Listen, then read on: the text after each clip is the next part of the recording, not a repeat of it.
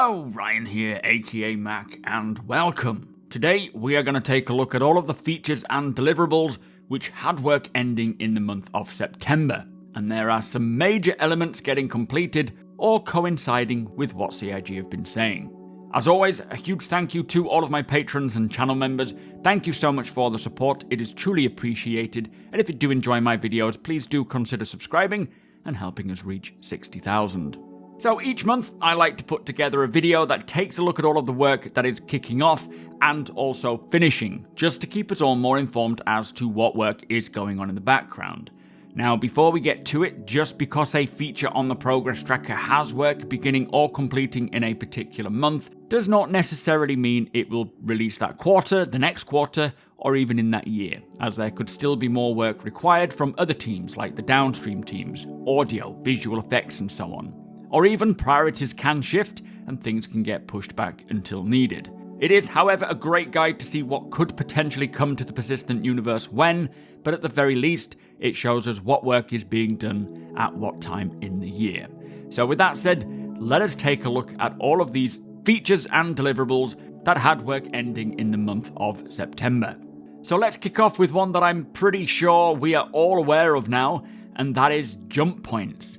Now, this had 136 weeks work from 7 different teams, with the description saying, building out the functionality, visual and audio effects for the jump points used to travel between systems, and setting them up in-game, including necessary vehicle items and functionality, the jump points themselves, and their inner tunnels. So there you go, the work finished in late September and they are now in-game, which are magnificent to see. We haven't seen the inner tunnels or the actual jump gates themselves, but we have seen the clouds, the infrastructure that's there ready for when traveling through to another system is plausible.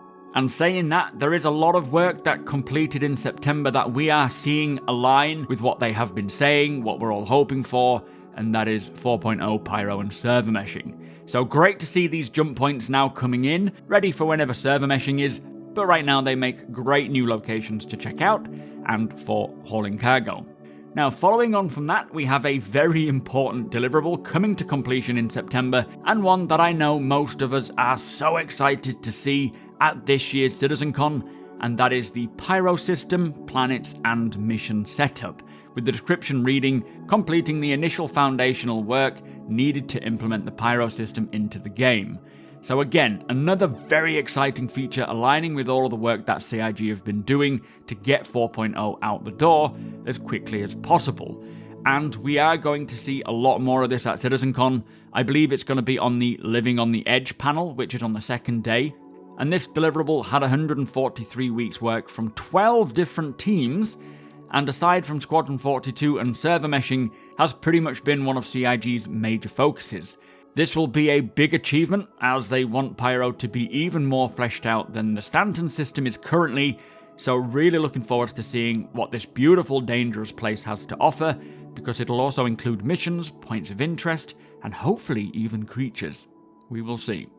Next up, we have Persistent Hangars, which we have heard about recently on Inside Star Citizen, with the developers saying that these will offer both instanced hangars for landing zones to alleviate heavy traffic, but also physical hangars that players will be able to buy and own at various locations. Now, of course, persistent hangars are a big exciting feature for us all, so it is great to see the work on these locations completing in September. However, they are underpinned by freight elevators, which has work going on until mid-December, meaning we won't see persistent hangars in the verse until they have finished the freight elevators. But at least when the elevators are ready, the hangars will be ready to go as well. And here's hoping in the meantime, we can at least see personal hubs while we wait. Now, persistent hangars had 124 weeks work from 2 teams, which should be done now. Next, we have the new Interdiction scenarios, and this had 64 weeks work from the EU Sandbox 1 team, and these should not be undervalued, as this will involve adding new variations and difficulty levels of interdiction scenarios that players will come across while quantum traveling around the verse. Now, what this means is that while you're in quantum travel, you can be pulled out of quantum, just as we do now for a few reasons. However, this will include many more potential reasons for the interdiction, and this won't just simply mean we will have to engage in combat or run away every time, as some of these interdictions could just be a derelict or something else getting in the way that is interesting or worth exploring. And it's up to us to decide whether we investigate further, leading to potential profits, or keep on moving. And as mentioned in the description, these will vary in difficulty, so there will be some that involve combat, just not every time. Now, I really look forward to seeing what the potential scenarios are and what they involve, as I have found more and more as Star Citizen's persistent universe grows, sometimes just living in the verse without necessarily taking on any missions can lead to some of the most impressive gameplay that I have personally ever experienced. So this will just add to that even more, providing a lot more variety and potential interactions with other players as well, while we're just in the verse. Now next we have one that is actually coming in with Alpha 321.x patch after CitizenCon, so I believe this might be for the IAE, sort of November time, and that is vehicle tractor beams. A big deal in expanding cargo gameplay and getting ships like the Argo SRV in-game as well. So another feature on the progress tracker coming to completion that is already making its way into the game. Don't really need to delve into this one too much, but it did have 104 weeks work from 6 different teams and will certainly help to further flesh out the verse and offer a lot more for the ships that have them. Now let's move on to all of the tech that completed its work in the month of September, and this is where things get even more juicy. Let's start with the big one: persistent streaming and server meshing. That is right, the biggest of the big. With 144 weeks work from 19 different teams, this monstrous undertaking looks to have completed its proprietary work to get server meshing out the door and implemented in game. Now, one huge caveat with this that I need to say: this doesn't mean it is done, and will most certainly require more work, potentially while they are implementing it as well, as there may be some unseen issues that arise when it starts rolling out that CIG will need to figure out as they go. Not to mention that this is just going to be static server meshing, enough to get the Pyro system in and expand on the player count and much more, but dynamic server meshing will still be required once this works, as it all should. But things are really starting to slot into place with this, and I'm sure CitizenCon will tell us a lot more about what the plan is to actually implement server meshing and how that's going to roll out for this year and definitely into next year as well.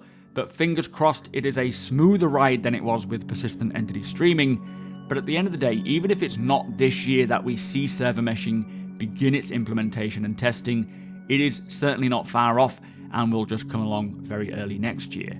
Now, it has been a long road to get to this point, so I'm very excited for this, and I look forward to seeing how it goes for the end of the year and into the next. Now, next up, we have another major system completing its work in September called the Quantum Simulation, which you may have heard of. I think it is safe to say that this work has now completed, as the Systemic Services and Tools team, the team who were working on this, changed its name to the Economy team. So again, all aligning with what we are seeing in the reports and on the progress tracker, and this is a very important system that also had 143 weeks work, which was revealed at CitizenCon in 2019 by Tony Zurovec, the one and only, and is basically the background economy for Star Citizen, in which thousands of unseen simulated entities will carry out trade, commerce, piracy, and security to populate the verse and inform other game systems. So alongside the dynamic economy, which is now heavily in the works, this system will act as the backbone of the verse, dictating much of what we see, the interactions we get involved in, the prices of everything, and many of the missions that we are offered. This is an essential system to make the verse work, and now that they have just completed the tool that will allow the economy team to extract the live game data that they need to help them figure out the profitability of the various gameplay loops, assist in balancing and whatnot, we should see the economy get more and more fleshed out and dynamic over the course of this year, but likely most significantly into the next year. Now, this is one system that I have been so excited to see come along, and I suspect that we will hear more about the work that's being done on the Quantum Simulation and the economy, maybe in the last 2 panels of the second day at CitizenCon, being Destination Adventure or the closing ceremony. Now, next up, we have yet another really exciting deliverable completing its work, and that is the Rastar tool. Now, this is a tool that has been developed to allow the developers to quickly and easily place the many modular structures on the planet's surface, and will eventually be the tool that we, the players, use to place our own structures with ships like the Pioneer and any other base building vehicle that comes along, which I can guarantee to you there will be more. Now, the work on this tool lasted 140 weeks and will continue to be expanded with more assets, styles and functionality, and then one day, likely once the Nix system comes along, get the player version of it into our hands so that we can finally get to building our own homes and bases.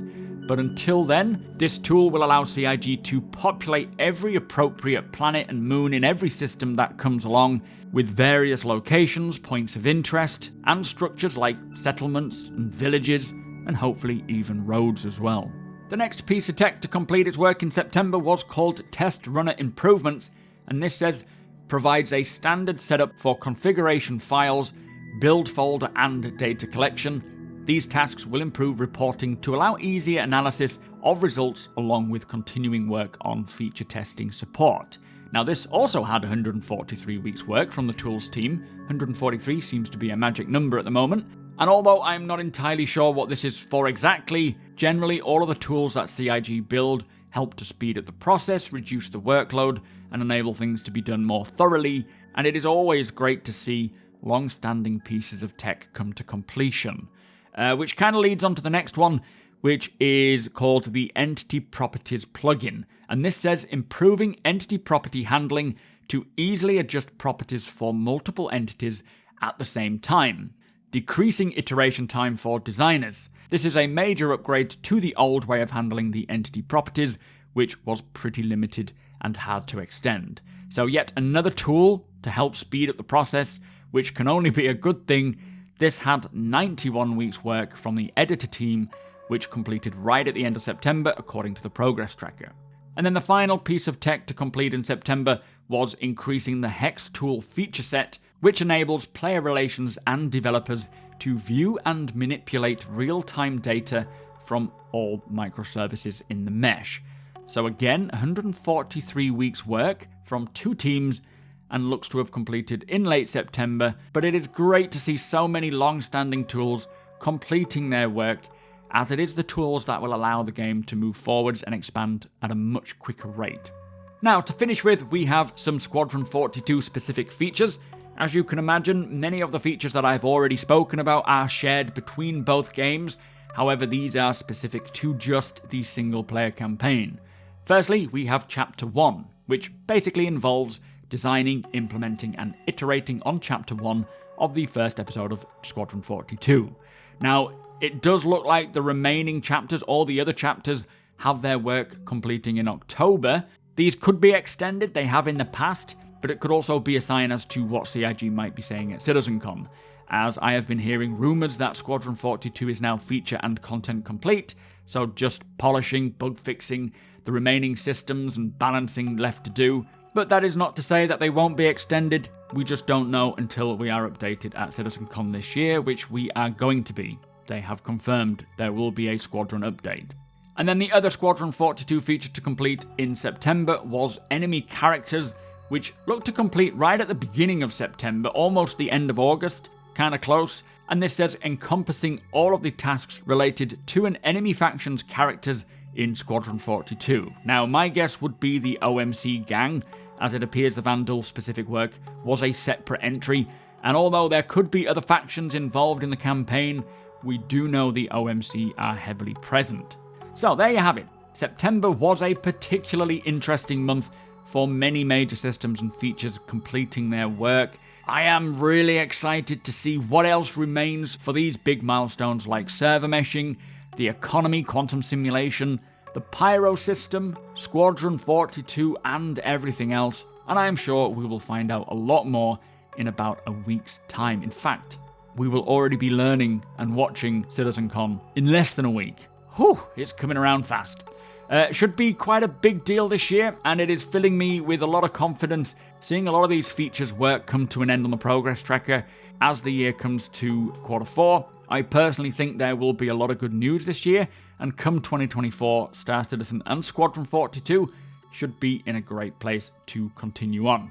But with that said, if you do enjoy my videos, please do consider subscribing and helping the channel to grow. It is much appreciated. Also, come and hang out over at twitch.tv/supermacbrother. We are having a great time checking out both 320 and 321, depending on how much pain I want to put myself through. But ultimately, it's so much fun hanging out with you all, chatting about Star Citizen's present, future, past, and what we're going to see at CitizenCon. The link is below. Hit the thumbs up if you don't mind, it does the channel a big favour, and tick that notification bell if you would like to be notified when my videos go live. Again, a huge thank you to my patrons and channel members. Cannot do this without you guys. Thank you for watching, and I'll see you in the next one.